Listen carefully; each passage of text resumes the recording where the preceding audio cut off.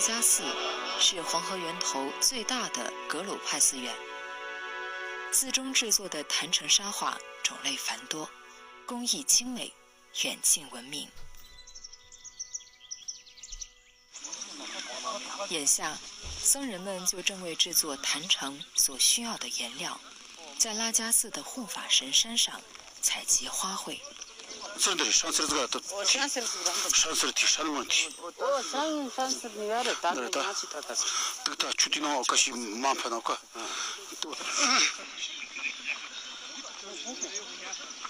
乃丹嘉措堪称是三江源的植物百科全书。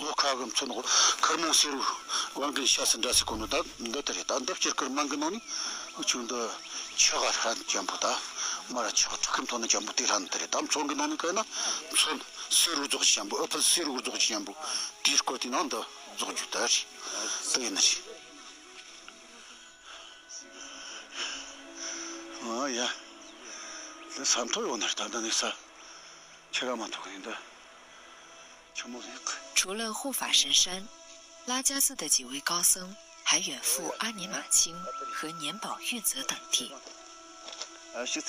依据多年总结出的经验，分区域、分季节采集坛城沙画所需要的5色花卉。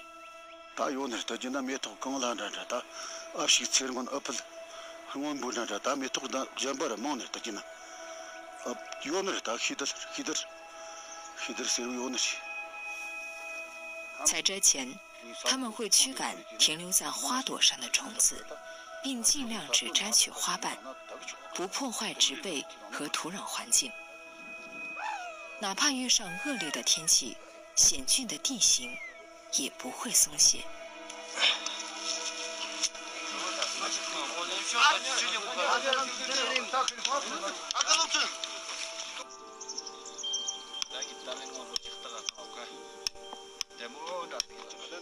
坛城沙画的基础原料是细沙，而细沙的一大重要来源便是天然的白色岩石。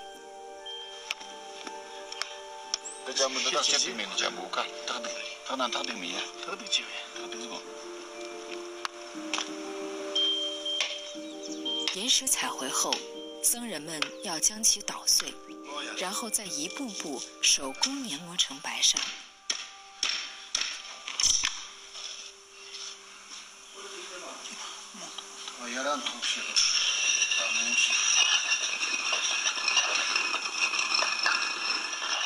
绘制坛城的细沙，还有一部分来源于珍珠、玛瑙、红珊瑚和绿松石等贵重材料。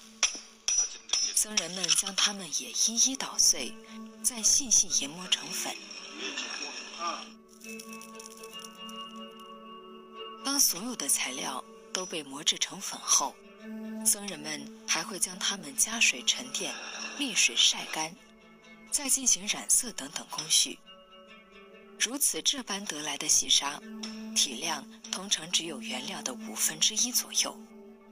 这些细沙将要承载坛城的绚烂，也将展示坛城的脆弱，诉说天地万物有生有灭。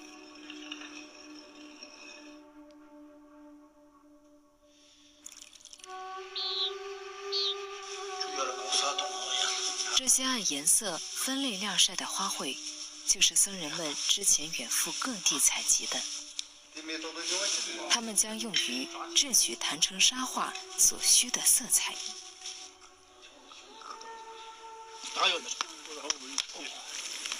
花卉加水煮炖后所得的汤汁，就是绘制坛城的基础颜料。为表达至诚之心，并确保坛城沙画最终可以完全归化于天地，拉迦寺的僧人们坚持用这样传统的方式亲手制取颜料。接下来就该给细沙上色了。这一步骤要求汤汁与细沙充分融合，搅拌均匀，待到汤汁完全被细沙吸收，再晾干捣碎。一般而言，坛城有5种基本颜色：蓝、黄、红、绿、白，这在藏传佛教里对应五方佛及五智。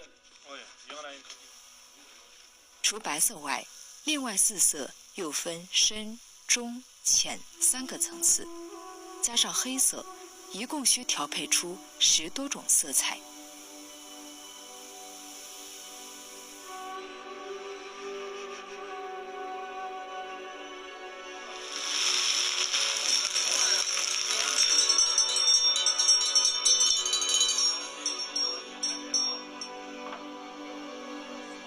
僧人们终于开始着手绘制坛城沙画。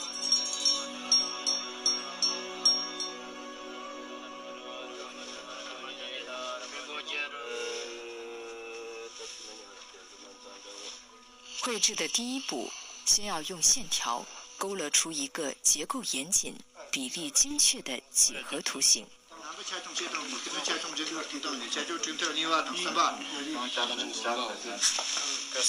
然后才开始用此前调制好的彩砂将图案绘制出来。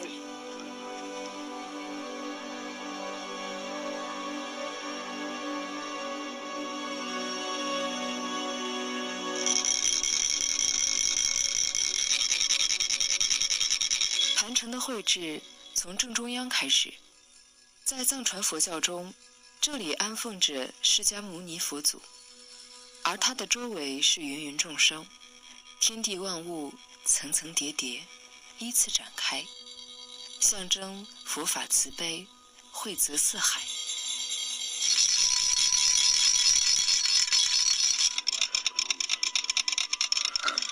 坛城是佛的居所，是佛的宇宙。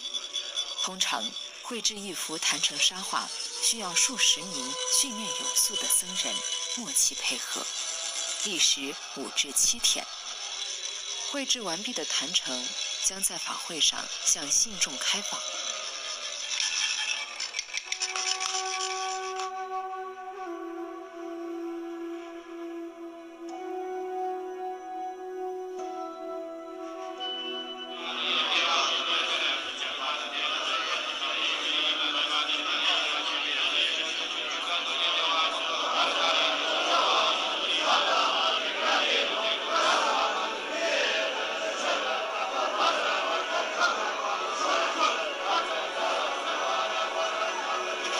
接下来，坛城艺术将进入下一个步骤。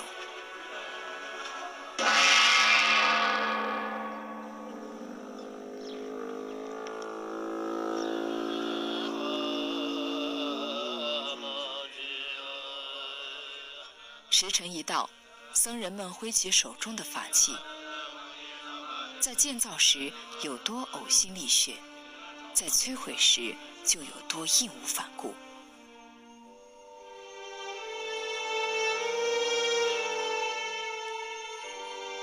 坐台上再次空空如也，那些高山上的花朵，那些珍珠、玛瑙和朱砂，都随着这些细沙一起被装进了布袋，最终被护送到黄河边，散落进三江源的河流里，向下游飘去。